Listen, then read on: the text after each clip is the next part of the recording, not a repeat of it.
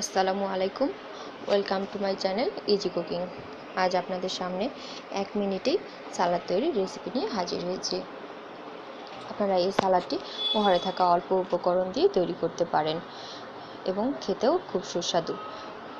এর জন্য আমার লাগবে ধনেপাতা, কাঁচামরিচ, ক্যাপসিকামটা আমার গাছের, আর লাগবে প্রয়োজন মতো গাজর, কাঁচামরিচ আর শসাটি আমি সবগুলো সাইডগুলো রেখে আমি সবগুলো উপকরণ কেটে নিব। শসাটা আমি চোখা সহ রাখবো।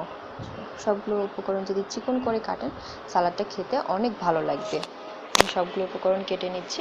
এগুলো আপনাদের প্রয়োজন মতো যে পরিমাণ খেতে চান আপনারা সেটা নেবেন। মরিচটাও ঝাল যে যেরকম পছন্দ করেন, যদি ঝাল বেশি পছন্দ করেন তাহলে ঝাল বেশি দিবেন, নইলে কম। সবগুলো উপকরণ আমি একটু সার্ভিং ডিশে ঢেলে সামান্য পরিমাণ প্রয়োজন মতো লবণ দিয়ে এটা ভালো করে মাখাতে হবে, খুব ভালো করে মাখাতে হবে। দেখুন আমার রেডি সালাদটি। এখন এটা যে কোনো কিছুর সাথে আপনারা খেতে পারেন, খালি মুখেও খেতে পারেন, খিচুড়ির সঙ্গেও কিন্তু বেশ ভালোই লাগবে। আপনারা এটা সবাই বাসায় ট্রাই করে দেখবেন এবং কেমন লাগে আমাকে জানাবেন। ওকে, থ্যাংক ইউ, আল্লাহ হাফেজ।